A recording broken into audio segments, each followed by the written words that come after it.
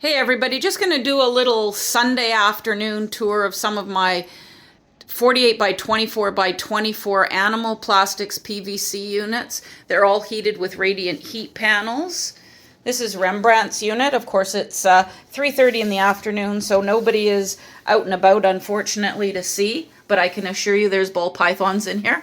Or, pardon me, there's one ball python in here and one in every other one. Anyway, as soon as you open the door, the Freedom Breeder is telling me that it's cooling off in there. My backgrounds are all universal rocks. This particular one is a background that's consistent of, this is the bottom of another background, which I cut off, turned upside down to create quite a nice ledge. This is actually one of Universal Rock's ledges. Nice big ledge that I adhered with great stuff foam. And under there is a cave with more than enough room. Universal Rock's hide. He's a little big for this one. There he is. But he's sleeping. Some people think that I overdo it with my water bowls, because I do. How many are in here? 1, 2, 3, 4 water bowls in here. I've just always liked a lot of water bowls. So there's a lot of water bowls in there. One of my hacks that I have in several of my units is, what I do is I take a Tupperware container, a plastic one, obviously no lid. I fill it up right to the rim with sphagnum moss, and then I keep it moist. So that entire thing is always full of very moist sphagnum moss, and I find that is an amazing hack. As I said to you before, there's quite a nice underneath that ledge that he uses as a hide. He's got another hide right there, which I just did waters, and oh, there's the entrance right there. Okay, my probe placement, there's controversy about probe placement with radiant heat panels. I put it right there. I drill a hole in the sidewall, and I just have it down. It's a little bit above substrate level, and it just hangs there. There's no reason, in my opinion, to stick it to anything. Some people will actually take their probe and they'll adhere it so that it hangs just down from their radiant heat panel. It works. It totally works either way. I don't think there should be any arguments about whether that or not it works up there better as opposed to working there better. My philosophy for having my radiant heat panel probe right there is, this is where the snake is hanging out. So I want to know the temperature here, not way up here. But again, that's just personal preference, because I really think both of those work. So that's Rembrandt. Now we're going to move over. This is Malachi. Now, again, controversy about whether or not snakes climb. I'll tell you what, this used to be way up high, and every day Malachi would be way up here. I moved it down there. He never uses it. I've got all these nice ledges. I don't know that he's ever been up there. So he's just not one to sort of go up high, but I totally believe that if they want to go a little bit higher, I mean, honest to goodness, I don't think that they're going to break a knee when they fall on this substrate. This is his hide right here. That's one of them. One of his water bowls. Again, a Universal Rock background. The only thing dirty in my units is my glass, because it just is sometimes. So that's a nice look. Again, I know I'm crazy with my water dishes.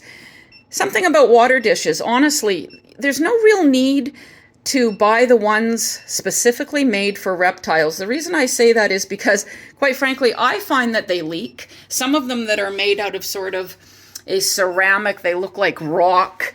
I find that they seep out the bottom and you actually lose water, which I guess is fine because it goes into the substrate, right? But I particularly like glass. I think it's clean. I have stainless steel dog bowls, big, large stainless steel dog bowls in mine. I also think that's a very clean option. Again, we've got the radiant heat panel probe right here. It sits right above that hide right there. We also have another hide there. So this guy has 3 hides in his unit. Again, Universal Rock's background. Okay, now we're going to move over to this guy's.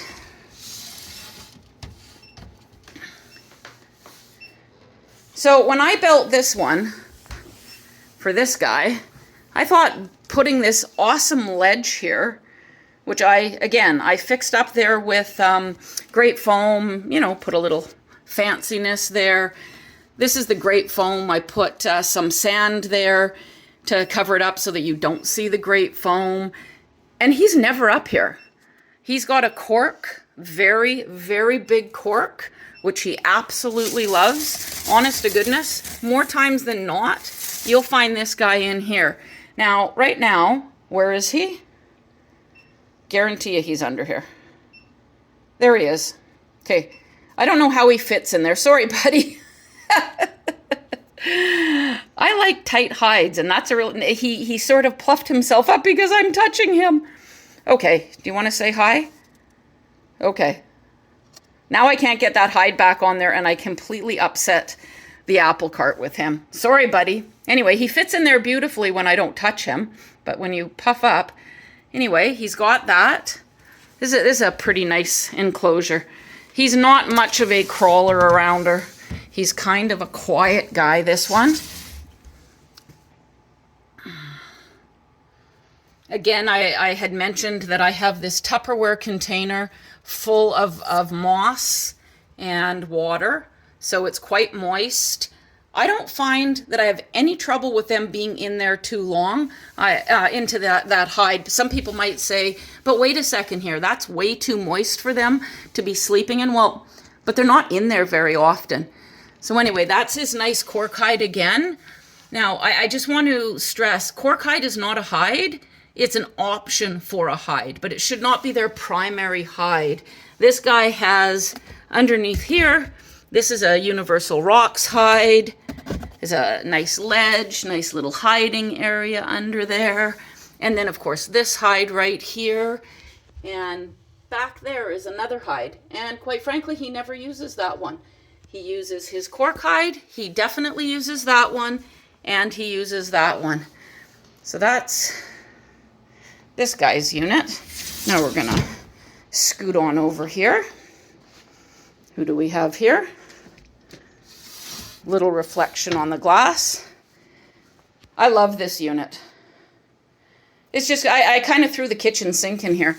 So basically what I've done with this one is I was kind of dumb and I didn't use proper silicone when I sealed this as well as one other one. This one belongs to Toluca, who is another paradox of mine. So basically it leaks. So what I did was I took this Tupperware, again, filled it with sphagnum moss, and I keep that wet. So instead of continually pouring into my substrate and then leaking, because it's already leaked into my basement twice, I tend to be able to keep my moisture right here. So there's a hide right there. And yeah, he can go in there and lie on this, moist sphagnum moss. But again, I don't find that I have any problems, of course, with, you would think that that might promote scale rot. Well, they're not in there long enough. On top of his black hide, okay, and then there's his little entrance here. Again, my probe, it just hangs freely. Stainless steel dog water dish. They're very big. They're very easy to clean. It's very important to keep your water clean and fresh. Man, this is a nice enclosure. This is a really nice enclosure. So let me just get to the other side here. Get another look. It's got another water dish down there. He's got another hide down there. He uses occasionally. He doesn't use it that much. He very often, you'll see this guy sitting on this ledge all the time. And this isn't even the warm side, so I guess he just likes it.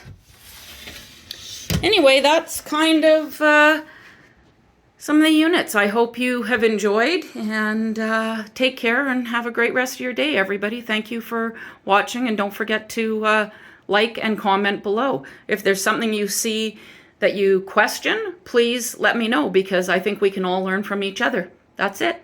See ya.